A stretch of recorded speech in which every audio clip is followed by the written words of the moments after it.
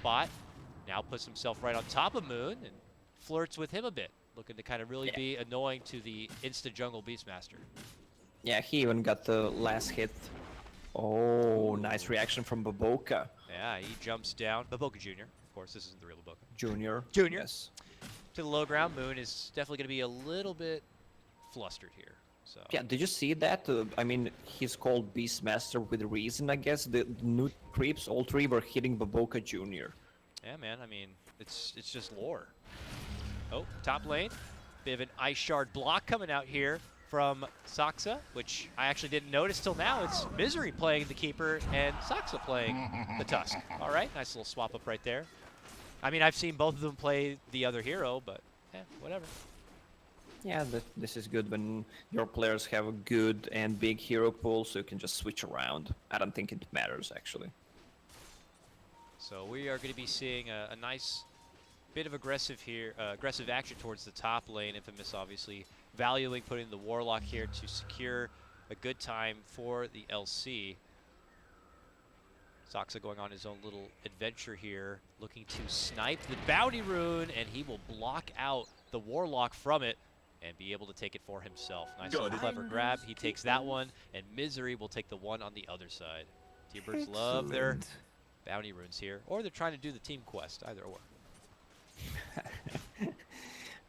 Tusk has a TP ready if they decide to dive him or whatever. So he's just going back to, are they going to use the Shrine? Not really. Templar Assassin, full HP after that Flask. Decides to go for Ring of Aquila. Well, a lot of mid players right now, because the Shrines were implemented into the game, they don't rush bottles anymore. It's really not needed. Lina, on the other hand, has double null talisman. Then she wants to go for bottle, so no bottle rushes anymore needed. Burn your fingers. Tomato and WTA. This is actually a pretty cool matchup, as they, for now, match up pretty evenly in the CS game. I don't know if anyone really had cared to even hear, but this game also is going to be on US East. Infamous, a Peruvian squad, actually prefer playing on US East over any South American server. Really? Do they have lower ping on US East than on Brazil? Apparently they do have lower ping. I actually noticed no one say anything about it, and I was curious and asked Blaze, who's our head admin, and I'm like, weren't they supposed to swap like we saw in SG versus NP, where they played Brazil server on game 2? But I guess here Infamous do actually prefer the connection to US East, so Thunderbirds also probably going to be a bit happy about that. And now we are going to be seeing a little bit of an intervention here. Infamous trying to contest the pull camp as best as they can. Still, heal's going to be dished out for the LC as much as possible, but we have seen the aggression stunted quite a bit. Yeah, this Lycan on the lane, he can get harassed, but with Poor Man's Shield and level 2 Feral Impulse, you just have enough region to sustain. This will do nicely. Sword this time is able to move in deep and grab up the Bounty Rune and take it away from the Thunderbirds here. We saw this in the previous game where Sword was alone and got a bit over-aggressive. This time Saksa will put himself in a decent position for a good shard hit and moves on in, gets the one takedown to the Warlock, and they make it a twofer. Beautiful move there from Thunderbirds. Beautiful setup there from Saksa, and they hit the top lane hard. What a timing from Saksa. Ice Shards plus that snowball onto Legion Commander, who had max move speed, so has power threads finished already on that Lycan. What do you think, though? Top CS farmer is again going to be Benjaz here. He's got that Benj bottom lane, but while that happens, top lane, the fight continues. Springing in is going to be the Monkey King, looking to hit it hard onto Resolution with the Fatal Bonds. They're committing onto him. They're hitting the creeps. They're doing as much damage as possible, and there's going to be the finish. Sword steps in and hits him with the nuke, and it's going to be Infamous able to get themselves on the board for game 2. Yeah, Baboka Jr. showing what the senior one taught him. He's good, man. I mean, he plays a pretty decent on mid lane, good so rotation. far, but yeah, good setup, good roll in, good shards comes out, and Weehaw should help in finishing it off. Good setup again. We don't get to see Saxa on these roaming setup heroes all too often. And I gotta say, this is pretty good. Yeah, Saxa usually playing that position 5 in Thunderbirds, but I know Saxa, he can play whatever. Guy's a beast and incredibly tall. That as well. Infamous, though, looking to make it work. They have Laguna up and ready now on the Lina, so they have a little bit more in their gank. That together with maybe a future duel could start getting some setups here, but I wonder if the call to action is going to be sooner than that from Infamous. They're still as 3 in this top lane. Maybe they can catch an out-of-position Misery Coddle here. No, they're committing it again for resolution. They hit him with a good Fatal Bond, and they're thinking they can make a repeat happen here, but Saxa shows up. Nice TP, nice snowball, catches in resolution, and they look to charge on forward, but resolution continues to get beaten down. The Monkey King helps get the finish on that one, and it's still going to be pretty nice for Infamous here. They know they have enough damage with that Fatal Bonds, Shadow Word, and... Hard hit onto 820 Jr., but 2 more right clicks will do it. Even with that nerf damage, he's still able to get it done. Oh, I miss action here. It looks like Weehaw is able to get a, solo pick off in the mid lane onto Tomato. Tomato doesn't have any sentry wards on mid, can't kill those traps, plus power treads on TA finished against no boots on Lina. I mean, he just picked it up, but he has no move speed, can't really escape, and with power treads, Templar Assassin can just dodge those Lina stuns. Rotations are coming in now. Warlock came to the lane, he has a sentry, so it looks like they're going to wait for the wave to push forward and then quickly deal with the traps, or give him a sentry, or not. He'll just walk away with the sentry. Looks like they may have possibly spotted a nearby Saxa, but they'll let him go. All right, well, back to the lane to go. They get that sentry down, and they make things a bit more easier for Lina. But I imagine, I guess they're holding out for the duel before they get a bit more proactive.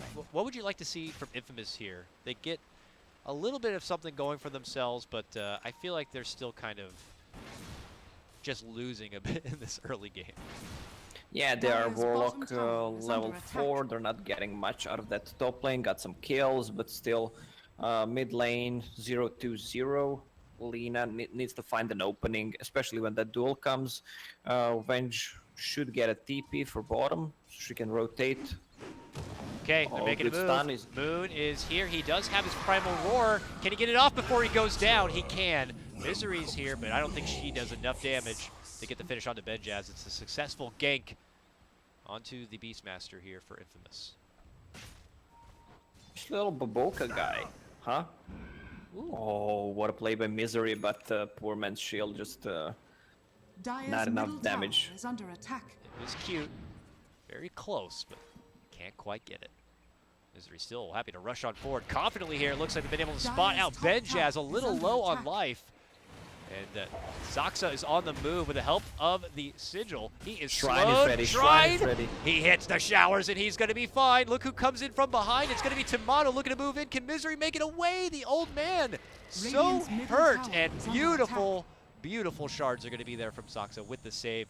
Misery was very, very fast. Probably could have made it out regardless, but man, that was close. Rezo is making a move on top. Is under attack. And Warlock, can he make some crits? No. Hitting just a little too slow right there.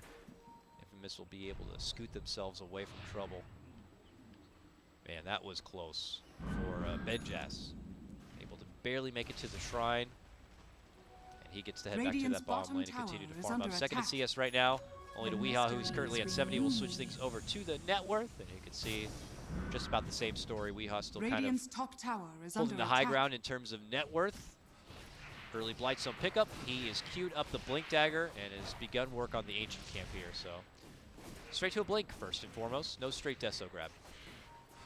Yeah, doesn't need. He needs to move. can get easy kill on Warlock and on Lena. Has that Blightstone ready. It's gonna be more than enough. Oh, Weehawk trying to confidently move into the high ground against Tomato, but Duel is ready. They have sentry they board. move in and they get it done. He was not expecting Baboka to be there on the high ground, Baboka Jr.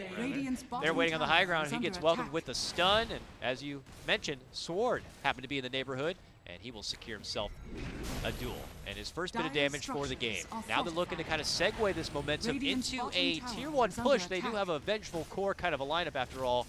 They need to kind of get the movement of this game going. Yeah, even Venge picked up Helm of the Dominator, kind of item that is forgotten, and I know why, because it's been nerfed for the past 3 or even 4 patches. Now it only gives +2 attributes. It used to give 8. Swap Good back. swap. Can they get Weehaw down for a second time straight? They're committing in the Monkey King ult. Misery trying to charge up the blast, but his comrade is already down, and that's 2 straight picks onto the TA here as Infamous continue to keep this like 5-man mid party going. Rock is there ready. He just got 6, so they want to continue pushing. Oh, for sure. And Duel is ready, so maybe they can get some easy damage off. Now Tbirds have Roar ready to go, so they might think there's a fight. There goes that rock that's going to be dropped. Misery gets blasted down. Follow-up duel is there, and Moon will also pay the price. If you count Weehaw at the start, that is 3 takedowns for Infamous, and what looks like also a tier 1. It's a lot of money coming their way. They do have Resolution farming freely through the top lane here, but that is a real nice boost in momentum for Infamous. Yeah, Infamous really stepping up in the game number 2, showing they can play against Thunderbirds. We still didn't see Aurora coming out of Beastmaster. They kind of struggled to get an opening. Yeah, jumped, hit hard. Maybe they didn't quite quickly catch that the Warlock happened to hit level 6. Maybe they weren't expecting Infamous to spring the trap so fast. Whatever the case may be, Infamous get what they were seeking. Baboka Jr. at the moment seeking Resolution here. Radiant's middle tower Who's is actually under already attack. going to be heading out the back door. Will instead find Misery, an even juicier, more supple target for him. But Misery also might decide to back out and just totally ditch Radiant's the top bottom lane here. tower And is it looks like under that's going to be attack. the case. Radiant structures Yeah, are the ward is already placed behind tier 1 tower. They need to ditch it. Dire's top Venge tower picked is up under Alpha attack. Wolf plus level 3 Radiant's bottom Vengeance tower Aura. is Look at under that attack. damage. Dire's structures Oh yeah, are plus 83. fortified. That's pretty sweet. That tier 1 doesn't really stand much of a chance here. Look at the split. Thunderbirds bottom lane, trying to go for a push themselves. That tier 1 at the bottom Dire's is top tower very, has very low. fallen. Moon could decide to go for the finish here. Curious to see if Infamous decide Radiant's to rotate bottom down tower here. is under attack. No glyph, it looks like. So that is just a free, Radiant's bottom quick tower to Moon. has fallen. Are they going to stick up here for a tier 2? They're going to make a move on Radiant Lena. Yeah, structures Rezo are just. fortified. No! They make the jump for Weehaw instead. He gets the refraction off in time and allows him to win the duel! Weehaw will be awarded the extra bit of damage, will end up going down at the end, but look at how much Infamous are going to be losing from it. They also will drop their Vengeful Spirit as Resolution will chomp him apart. Now back even 8-8. Suddenly Infamous are the team to drop 3. Radiant's bottom tower Yeah, is under this attack. is a good rotation from Thunderbirds. Weeha got some extra damage, and well, I guess they didn't expect Thunderbirds to be pretty much all there. Good rotations from Lycan there. Seems like they're gonna go for double Deso strat. I don't remember seeing that at all. I mean, it's kind of a same item. Not kind of, I mean, it's the same item, but if you focus 2 different heroes, then it's worth it. Still gives you damage. Radiant's bottom tower Where's is the under second attack. Deso at you're talking about? One on Rezo. And, one on Rezo, and okay, I mean, I don't know, maybe they're not planning on kind of pushing together. One takes one tower, one takes the other. It's definitely a bit unorthodox than what we see for most teams on how they itemize. I would agree with that, but who knows? Okay, I'll give them the just- benefit of the doubt that they're going to be doing something else. Yeah, he just swapped. I mean, okay. he still has Blightstone, can turn that into that extra armor. from Solar Crest Yep. later on. Infamous have made their move themselves inside the Roche pit. Both these teams have good Roche fight, but Infamous already inside with their Vengeful Spirited Company. It looks like they should be able to get it. Flee to the temple's defense. Do they have a sentry or anything on the ground? Do they have a sentry on the ground? They don't. No. The Wolf's in there. It's scouting it. Are they going to go for deny? Roshan has No. fallen to the Radiant will take it. Radiant. Benjaz will pick up the Aegis here. Radiant's bottom And tower is it's under going to be attack. them to try to dictate the pacing of this game for at least the next Blessings. 5 minutes or the length of this Aegis. We'll see if Thunderbirds are going to be welcoming a fight or looking to avoid one. Soxa hiding within the trees, spots out the glyph. They see the Wolves looking to scout him out, but Boca Jr. makes a hard-committed jump in, getting a stun onto Misery, finds himself getting hit with a roar. The Rock's going to be dropped as a counterplay. There's a swap back as well. The duel's going to be committed, looking to go for Soxa, and they will get it. Thunderbirds decide to pull off. Once they see the Rock drop, they're happy to sacrifice the support and just bail out altogether. Yeah, really good Radiant's bottom coordination from tower is Infamous, under but attack. they only got the Tusk Rock committed. Thunderbirds just instantly moving back. Plus Swap was committed as well, but it's a low cooldown, so it's all good. The Rock, though, kind of a big deal. Eager to see if Thunderbirds doing anything about it during that window of time. Infamous still have the Aegis, so I don't suspect them to be pulling off on their Regeneration. aggression whatsoever. They've already plowed their way through the mid and top lane, taking out those tier 1s. It looks like they have bottom next on their agenda. Only Radiant's some top minor damage tower on this is under tower at the attack. moment. Any sort of Dire's defense bottom nearby tower only seems is to under be attack. Soxa and Radiant's Misery here. top Misery, of tower course, has committing fallen. those blasts as best he can, Dire's but, you know, structures until are it's... fortified. He's got his spirit form active. He's got a hold of this Ags, which he's 900 away. It's hard to spot out exactly where this Monkey King is at. Dire's they're gonna bottom scout him. tower is under attack. Sigil got him. Dire's bottom tower. Tower has already fallen. down, though. Yeah, this Baboka guy has really nice reactions. He's very fast on jumping away from that tree before they even have the chance to cut it from under him. Oh, he's quick to the high ground and quick to the low ground to make it away from trouble. Man, he can jump fast. But Resolution is already a wolf on the prowl. He's spotted out the Warlock and will take him out first. Everyone else trying to TP away. It looks like everyone else will be able to make it out. Only costing Infamous one Warlock there. I like how Moon is 0-2-0. Still no Roar. There was one used the last fight, but that's it. He just decides to farm his Necro tree. Yeah. So, but kind of says even more on what Thunderbirds are hoping to do this game. I mean, they're not looking for Blink Roar setups and ganks and pickoffs. They're looking for books and creeps and critters to help them on their push, and help them on their objective path. I love how Venge is building the items. Helm of the Dominator, the last time I saw, he had that Ogre Frost Mage for extra armor, and now has Solar Crest, great against those heavy right clickers like Lycan and TA.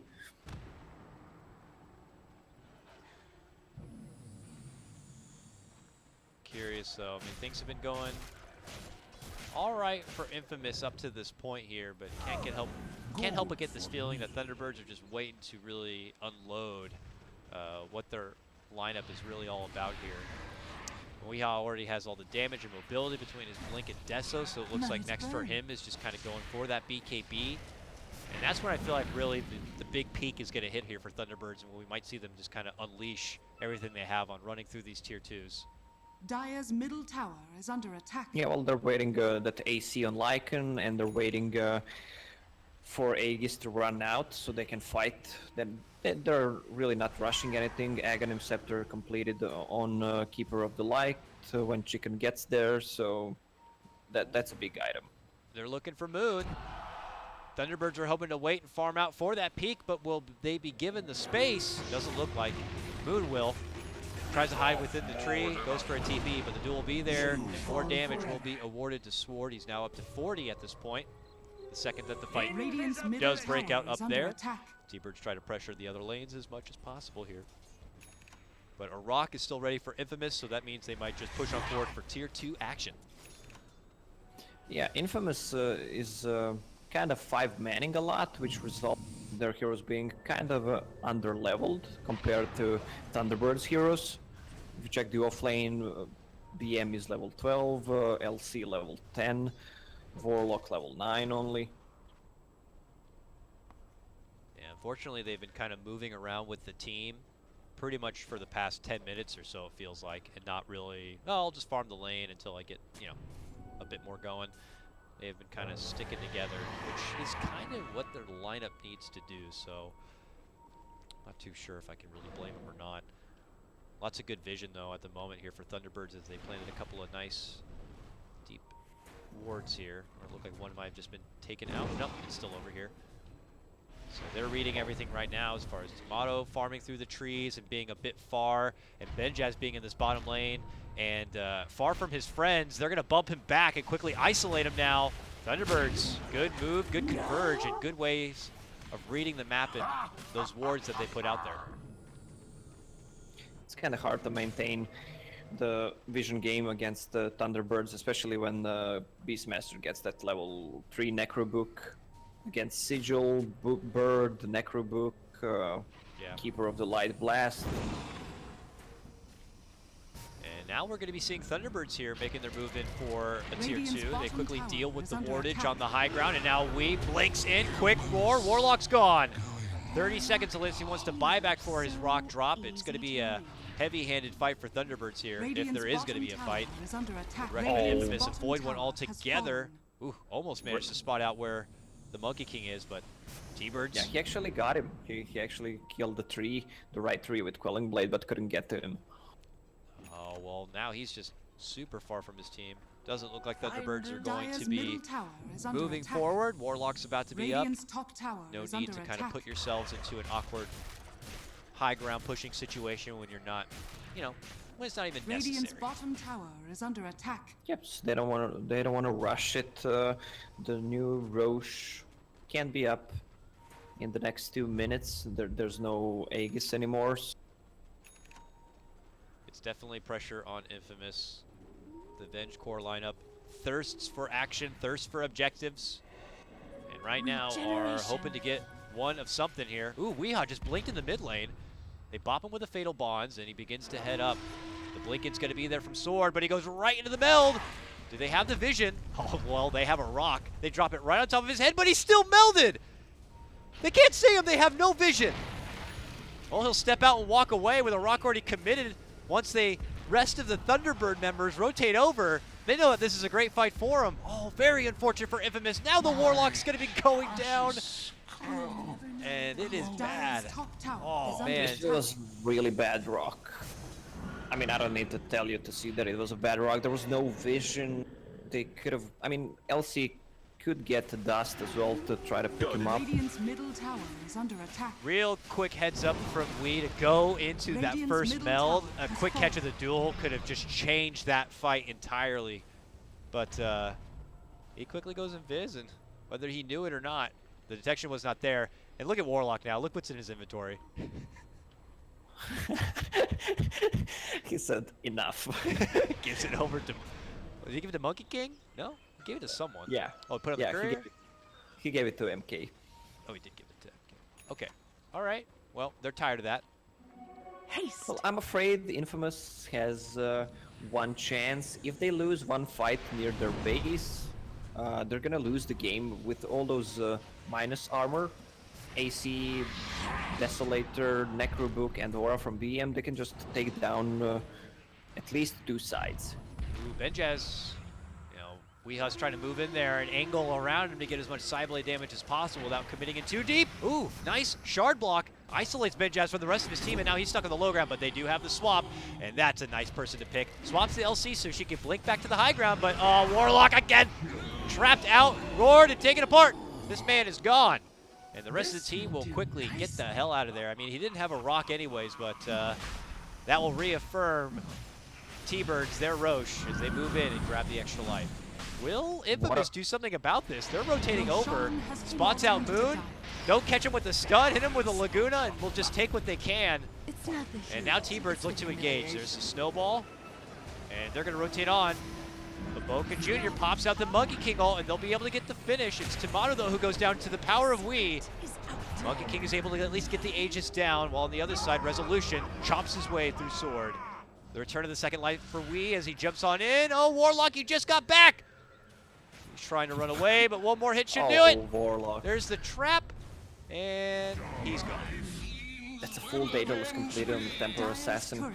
I must say MVP so far is with Radiant's his top blocks. tower is under I mean, attack. what he's Dire's doing, bottom like he tower knows is under exactly attack. ice shards where to Radiant's put them top to block tower has the fallen. around the trees, where to block all those spots so you can't pass through. Radiant's not middle agree tower more. is under attack. I do not get to see a lot of Saksa Tusk, but I hope to see more in the future. His shard placement has been magnifique here.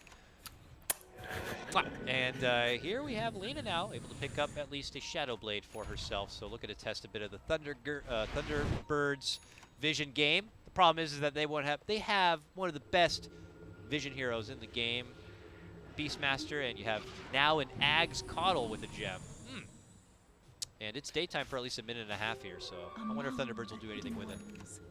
Well, Thunderbirds like when it's night, Thunderbirds like when it's daylight because of the coddle, night because of the howl.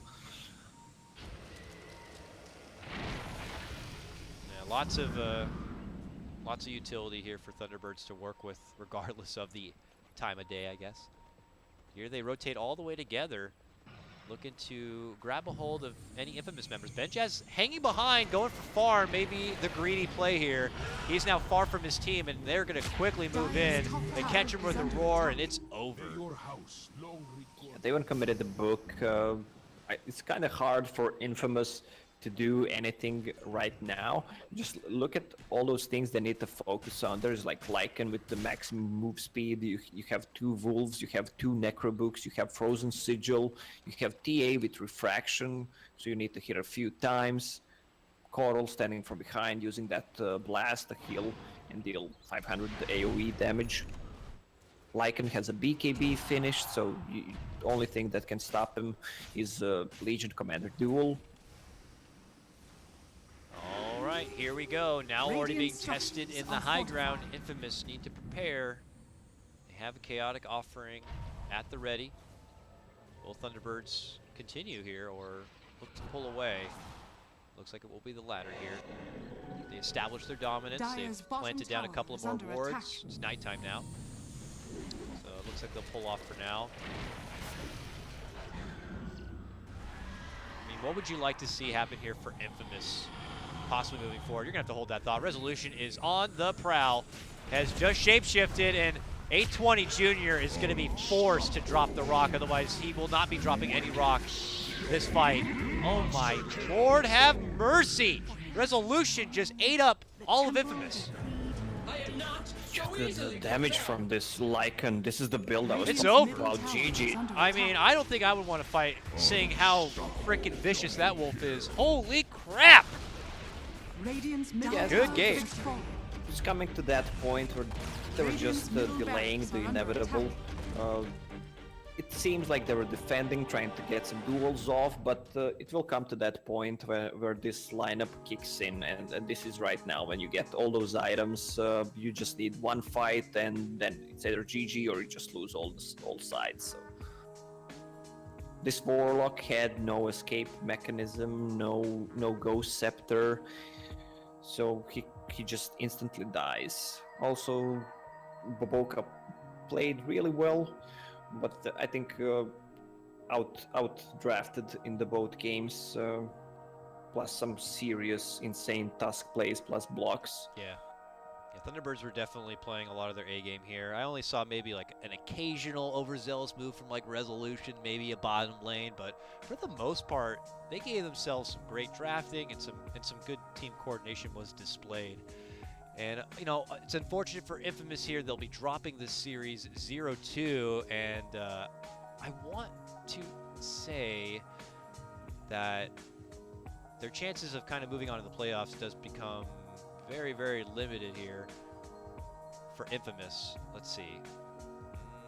No, actually. I actually forgot that Infamous are coming off of a series that they had against... They won first yeah, game, right? the new DC squad actually lost to Infamous 0-2. I totally forgot about that. So Infamous are down, but they're not out. They are going to be in the, I guess you can call, lower bracket final of Group B. That match should be happening tomorrow. And tomorrow we're also going to be having Complexity versus Midas Club Elite for Group A, as we begin to wind down the final games of the group stage and finish out filling in the playoffs here for the American Qualifier. So we got done and through our first day together, Lacoste. What do you think overall? Pretty good day. Yeah, these were the really fine matches, especially the first series. The second one seemed a little bit more one-sided, but I'm actually glad that we're seeing a lot of new teams, and that these other regions like South America are providing more teams, more experienced team, and it's good that they're getting the chance and getting the experience to play with other top teams, so they can get better eventually over the time. We'll just have to see if they're going to be able to continue to use these opportunities to strengthen up what they have and hope to be that next big squad or not. For now, though, everybody, that is going to close things out for our day of American Qualifier action. And we'll be seeing you tomorrow, same time, same place, for 2 more best of 3s, starting at 1 p.m. Pacific time. On behalf of Lacoste and myself, thank you so much for coming by to Beyond the Summit. Be sure to follow. If you feel like subscribing, do so. If you enjoyed the music, you can check out Chill Hop just below. And be sure to also send us a little bit of love, of course. I'm happy to hear your thoughts on the teams, your thoughts on the games and the casts. I'm, of course, Dakota Cox, and be sure to hit up my good buddy and pal, Lacoste, over at Lacoste Dota. All right, Lacoste, that does it for us. Any final words? Well, see you guys tomorrow. I expect it to be also as good as today. I already mentioned it's good that these teams are getting so much attention from the other regions, and I'm happy about it. All right, guys, take care. We'll see you tomorrow for more Dota action. Enjoy the rest of your day.